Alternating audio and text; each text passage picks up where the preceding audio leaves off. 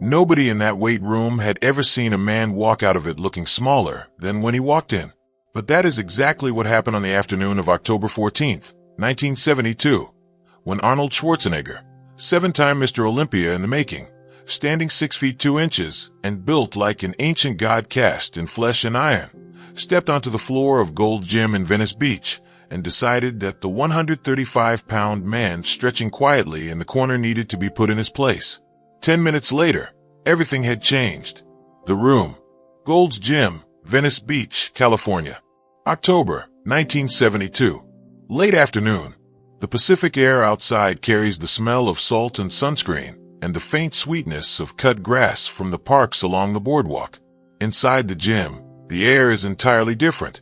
It is iron and sweat and rubber flooring and the particular testosterone-saturated warmth of a room full of men competing, without ever acknowledging it, for dominance in the same enclosed space. The afternoon crowd is serious. These are not casual lifters.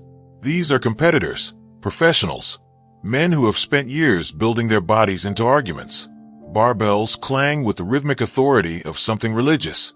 Chains rattle. Men exhale through clenched teeth as they grind through reps that no reasonable person would attempt.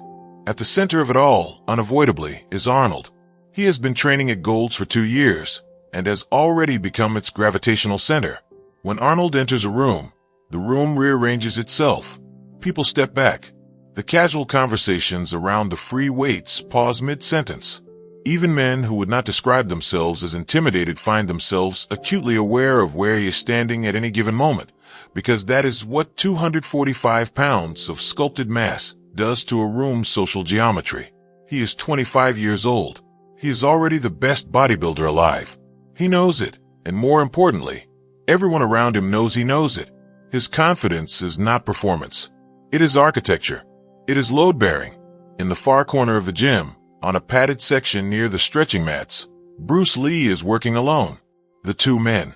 Arnold Schwarzenegger, 6 feet 2 inches, 245 pounds, chest measuring 57 inches at full development, arms at 22 inches. The 1972 Mr. Olympia title already secured. 5 consecutive Mr. Universe titles behind him. A man who has been disciplining his body with a precision bordering on obsession since the age of 15 in Thal, Austria. His training sessions run 4 hours, split across morning and afternoon. He trains every muscle group to exhaustion, twice a week, with an intensity that has broken training partners who could not maintain the pace. His competition record is, for the moment, without parallel. He has stood on more bodybuilding stages than most men have visited cities. Every judge, every competitor, every commentator in the sport agrees that what he has built is beyond argument. It is not merely large. It is proportional. It is geometric. It is, within the narrow but specific definition of his discipline, perfect. He is, by every measure his world has established, at the absolute top. Bruce Lee, 5 feet 7 inches, 135 pounds, wearing a plain gray training shirt, dark cotton trousers, bare feet on the mat. His body, visible in the fitted shirt, is muscular in a way that reads differently from the men in this gym, functional, compressed, the musculature of a hunting animal rather than a display animal. His arms, by any objective measure of the tape, are less than half the circumference of Arnold's. He has been in Los Angeles for 3 days for production meetings on a new project. He trains every day, wherever he is, with or without equipment, for as long as the day requires. This afternoon he arrived at Gold's at 3:15, introduced himself to the front desk with the specific courtesy of a man who is a guest in someone else's space, and has been working through his routine in the corner without interruption. Several people in the gym have recognized him. The Green Hornet, that martial arts guy. The whispers travel the room without landing anywhere, absorbed by the ambient sound of iron moving. Arnold has noticed him. The challenge. It begins the way most things like this begin.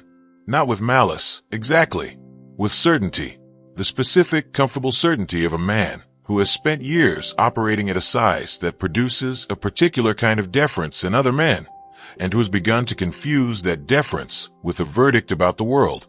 Arnold has been watching Bruce work through a series of movements that do not belong in his understanding of training. No weights. No machine.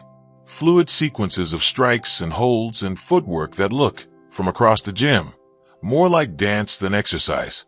He watches for several minutes with the expression of a man trying to identify a phenomenon that does not fit his existing categories.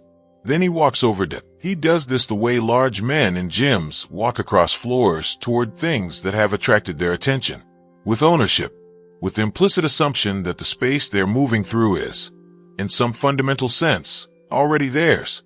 Bruce is in the middle of a controlled sequence when Arnold stops 2 feet away from him.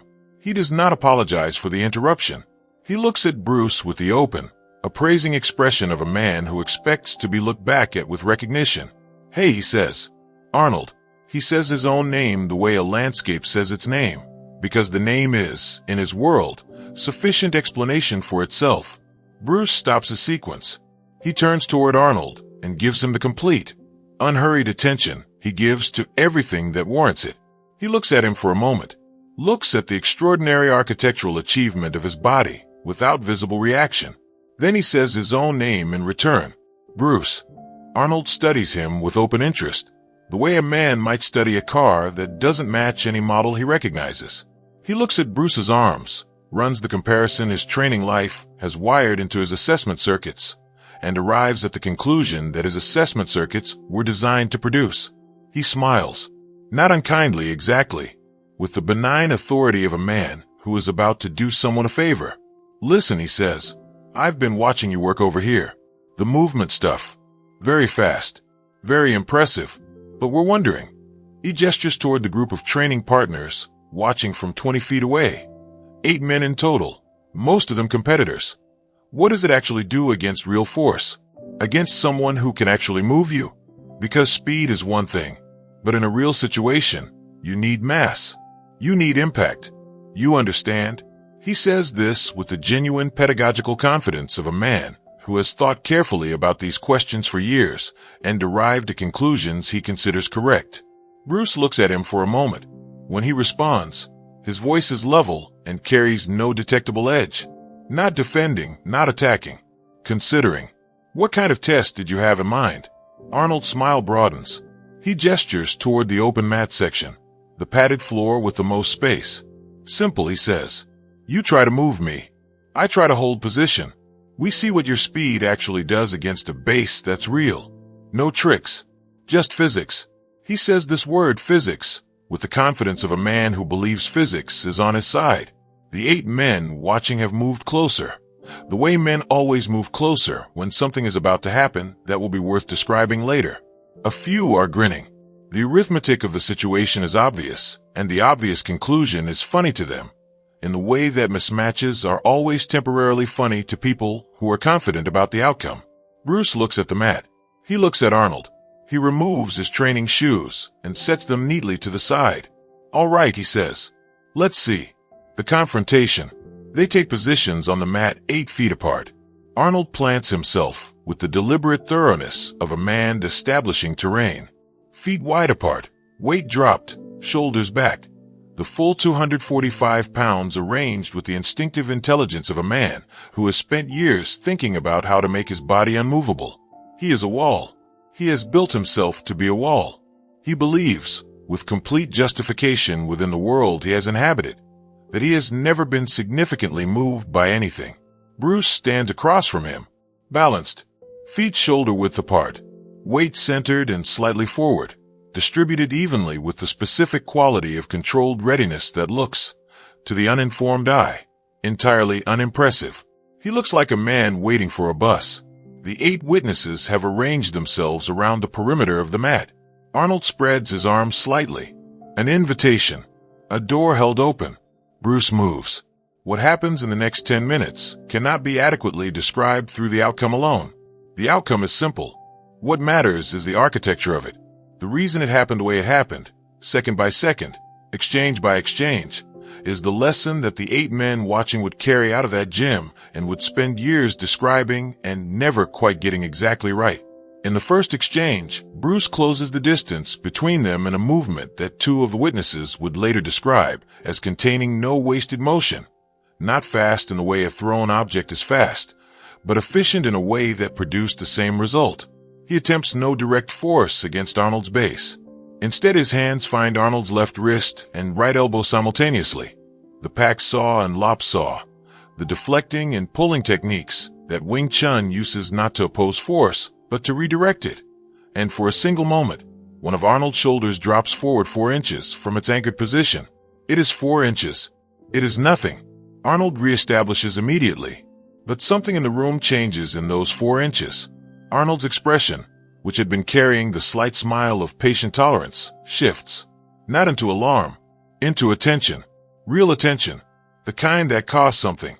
He resets his position and comes forward this time, pressing with both hands directly toward Bruce's center. The full authority of 245 pounds of trained mass driving forward in a controlled push. Enough force to move a small car. Enough force to have, in Arnold's considerable experience, moved everything he had ever applied it to. Bruce moves offline, not backward, laterally, 2 precise steps, and the push finds nothing, passes through the space where he was standing and finds only air.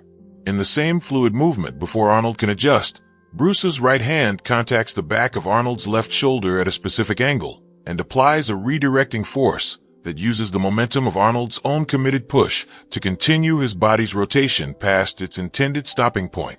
Arnold does not fall. He is 245 pounds, and his base and his years of training prevent that. But he spins 90 degrees past where he intended to stop. He ends up facing the wrong direction. Silence on the mat. Arnold turns back around. His expression has fully changed now. The smile is gone. Not replaced by anger, by something more expensive and more interesting. By genuine bewilderment. By the specific experience of encountering a phenomenon that his mental models cannot explain. He resets. This continues for 8 more minutes. Arnold applies force directly. Bruce redirects it. Arnold shifts angle, changes approach, tests Bruce's structure from different vectors. And every time, not most times, every time, the force finds no purchase, generates no result that corresponds to the arithmetic that should govern the interaction of these 2 physical bodies in this space. By the 6th minute, Arnold is breathing harder than he breathes at the end of a 4-hour training session. Not from exertion, from effort that is producing no yield. It is a different kind of tired. The tiredness of running at a wall that keeps turning out not to be there when you arrive. Bruce has not breathed harder. He has moved constantly, continuously, with the economical, unreadable quality of running water, finding its way around obstacles, without discussion. The 8th minute is the turning point. Arnold has seen enough to understand, at some level below the level of words, that he needs to change his approach. He stops trying to move Bruce directly. Instead, he waits. He holds his position, watches, waits for Bruce to commit to a movement, intending to use his own superior mass to counter it the moment the commitment happens. Bruce does not commit. He stands, balanced, present, and simply does not commit to anything. He is water that has found no gradient and has simply stopped. And in Arnold's attempt to read an intention that isn't there, to react to a telegraph that hasn't been sent, his own weight shifts, barely, almost imperceptibly, to his right. In the 12th of a second during which that shift occurs, Bruce's left leg executes a lateral sweep against Arnold's right ankle at the precise moment of minimum stability. The biomechanics are not complicated. Remove the foundation at the moment of commitment. The rest is gravity. Arnold Schwarzenegger, 245 pounds, 7-time Mr. Olympia in the making, who has never been moved by anything on a training floor in his adult life, sits down on the mat of Gold's Gym, Venice Beach, California, on the afternoon of October 14th, 1972. He does not fall dramatically. He goes down controlled, absorbs it correctly, the training of a man who knows how his body works. But he is down, seated, looking up. 8 witnesses. Silence. After. Bruce extends his hand. Arnold looks at it for a moment. The expression on his face is one that 8 men in that room will describe differently when they tell the story later, because it contains several things simultaneously. The stunned quality of a man whose fundamental assumptions about physics have just been revised. Something that is clearly, despite everything, the beginning of genuine respect. And something else, something that takes longer to identify. That looks very much like relief. The relief of a man who has just discovered, unexpectedly, that there's more to the world than he thought. He takes the hand. Bruce pulls him to his feet with a grip that Arnold later describes in an interview as the strongest grip he had encountered on a man of any size. They stand facing each other on the mat. Arnold speaks first. His voice carries a quality it did not have before the previous 10 minutes. Something has gone out of it. Something more precise has replaced it. He says simply, "How is that possible?" Bruce answers him without performance, the way he always answers questions he has spent years considering. "Force without alignment is expenditure without return," he says. "You are very strong. That is completely real. But strength in the wrong direction, strength that meets no structure, produces nothing. What I practice is not strength.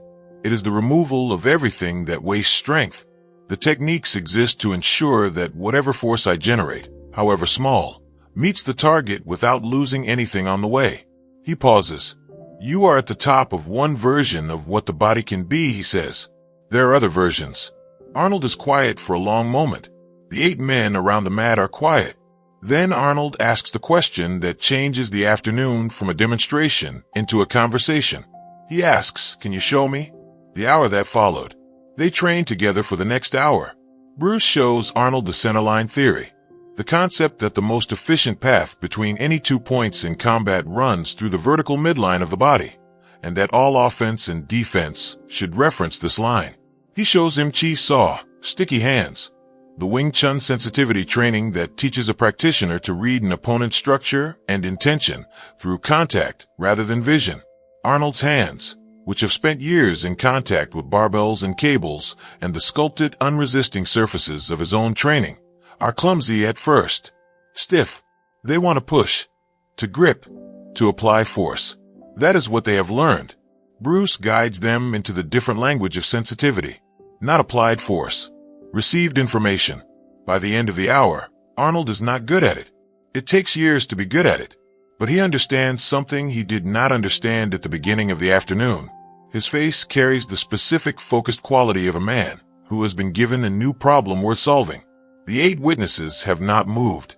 They have been watching for over an hour now. A few have sat down on the floor. Nobody has suggested going back to the weights. The lesson. Arnold spoke about that afternoon years later, more than once, in ways that were consistent enough to suggest that the experience remained precisely located in his memory rather than reconstructed by it. He described it as the first time in his adult life that he had felt physically outclassed by someone smaller. He was careful to say that Bruce had not hurt him, had not humiliated him, had not even defeated him in any way that he could explain, using the vocabulary he had been trained to use. He had simply made him sit down, briefly, and then shown him why. The reason, Bruce had explained, was this: a muscle trained in isolation is a capable thing. It can generate force within its range of motion, within its practiced context. But the body is not a collection of muscles. The body is a system, and a system trained is a system, with each component coordinated to contribute to a single unified output, will always exceed the sum of isolated parts. Arnold had built the parts to perfection. Bruce had spent 20 years training the coordination between parts. At the moment of contact, the coordination was the difference. What Arnold had built was impressive in the way a powerful engine is impressive. What Bruce had trained was the capacity to drive. He went back to Gold's the next morning, and the morning after that. His training changed. Not his bodybuilding training. That he continued with the same obsessive precision. But he began studying judo with a practitioner in Santa Monica. He began asking questions about movement that he had not known until that October afternoon. He should be asking. Years later, he described the encounter in an interview as one of the most educational experiences of his athletic life. Not because of what it told him about Bruce Lee, though it told him something about Bruce Lee that he could not have understood in any other way. Because of what it told him about himself, about the limits of a world in which he had never, until that afternoon, encountered a real limit. I had been the strongest person in every room I entered for 10 years, he said. That afternoon, I met someone who was not the strongest person in the room, and who was also completely in control of the room. I didn't understand how those two things could be true at the same time. I understand it now. It took me years to understand it fully. But that afternoon is where the understanding started. The calculation. 10 minutes. That is the number. 10 minutes on the floor of Gold's Gym on an October afternoon in 1972, while 8 men watched and said nothing, and would spend years trying to describe what they saw with full accuracy, and would never quite succeed. 10 minutes in which 135 pounds demonstrated to 245 pounds that the arithmetic of physical confrontation does not work the way the arithmetic of weight plates works, that you cannot add muscle and expect the result to be the capability to apply it, that there is a gap between the body as impressive object and the body as precise instrument, and that the gap is wider than it looks from inside a gym that has always organized itself around your presence. Arnold brought 10 years of the most disciplined physical development in the world onto that mat. Bruce brought 20 years of something that does not have a clean name in English, the cultivation of the body's intelligence. Not muscle, not even skill exactly, the coordination of everything, the training of the system itself, rather than its components. 8 witnesses, 10 minutes, one afternoon that both men would carry for the rest of their lives, for different reasons, as a fixed point of reference. Arnold, because it showed him the edge of the world he had built and the existence of a world beyond it. Bruce, because it was Tuesday, because it was the kind of afternoon that came up occasionally, the kind that required a small adjustment and then a return to the work. And the work was always the same work, always the practice of the same principles, always the same patient insistence that the body's real capacity has nothing to do with how it looks in a mirror and everything to do with what it can do in 5 seconds when the moment arrives.